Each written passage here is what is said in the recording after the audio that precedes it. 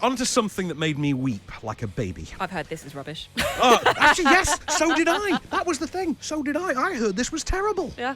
Right, Call of the Wild. Yeah. Call of the Wild, which is Harrison Ford and a computer-animated dog, which is the most baffling thing I've ever heard in my life. A supposedly photorealistic version of a dog stars in this movie. Why you couldn't get an actual dog, I don't know. So it's the story of Buck, a spoilt dog who is sold into the dog sledding trade in the Yukon. This is around the time of the Gold Rush. Screenplay by Michael Green, based on Jack London's novel, directed by Chris Sanders. So you've got half the movie where Buck, computer-animated Buck, is a sled dog delivering the mail for Omar Sy. This is just prior to the invention of the telegraph. And for the second half of the film, he goes on an adventure with the reclusive, curmudgeon-like Harrison Ford. So half of this movie is literally Harrison Ford alone in the wilderness with a dog, which sounds like Harrison Ford's dream. The Yukon is a dangerous place. You never know what's coming. I came up here because I didn't want to be around anyone. And then I met Buck. He was a dog like no other. He'd been spoiled. Out! Come on, Buck. And he'd suffered. Come on. But he could not be broken. So you didn't see this? No. Oh, okay. And I wasn't going to go to a dog-friendly screening to go and sit there and not only listen to children talk all the way through it, but also dogs barking. Was there a dog-friendly screening? There was. Oh, I wasn't invited to that one. So, no, there were no dogs at my Because you don't screening. like a boss. Well, that's what it is. It's my karmic punishment. Right, first of all, I know I have personal issues relating to dogs in the last year.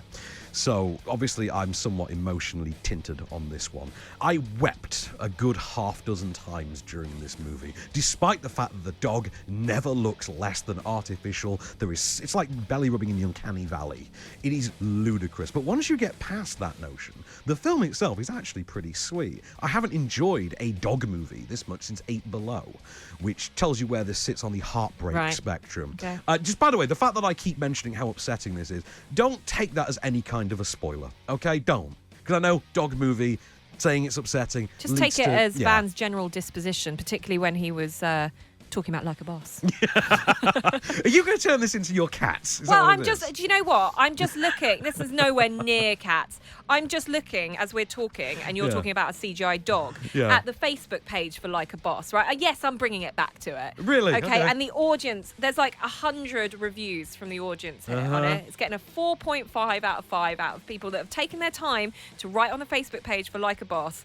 And they're saying, do you know what? It's a great movie to see with the girlfriends. As I pointed out, it's a comedy. You know, it's a comedy just about friendship. It's a girls' movie, real friendship. You know, it's really fun. There's not much more to take from it than a few laughs, but that's a good thing because why not go and have a little bit of a, just debrief afterwards? It's an easy movie. I don't know why you just don't like it. You're so not a girl. I know people that can make impassioned, supposedly academically based arguments for supporting Batman versus Superman. Having said that, I also know that there are people in the world who believe in Scientology. There are lots of lunatics in the world. However, none of them are involved in the making of Call of the Wild, which I found to be quite nicely shot outside of the ridiculous special effects. I thought Harrison Ford was very likeable in it. Omar Sy, I'm always happy to see. He looks grumpy in it. He's always grumpy. That's just Harrison Ford. Was he going to be grumpy in the new Indiana Jones? Probably. He was grumpy in the last one. Yeah. But that's the thing. I would not buy into the negativity on this one because I didn't think the film itself, outside of the special effect, deserved anywhere near it. It was quite a heartfelt film. The script works quite well. The visuals are there. Is this for dog lovers, this film? I wouldn't say it's for dog lovers at all. I think it is just a decently enough constructed story. It's relatively timeless. They've been remaking this for literally 100 years. Call of the Wild was the first 20th Century Fox movie in 1921.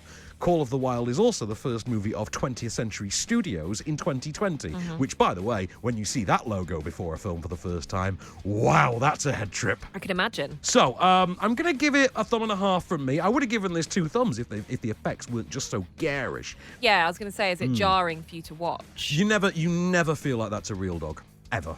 And that's a lot. I will say as well, by the way, They have used a real dog. there's 5% of this movie where you would have needed to use, for animal safety and animal cruelty purposes, you would have needed to CG something. Yeah, but that's fine. Do it for 5%. For 5%, but I don't know why they didn't. Okay. Made funny about the fact they brought a large dog, rather like Buck, into the screening beforehand and said, "This is our Buck. Enjoy the movie." Here's the Mulan trailer.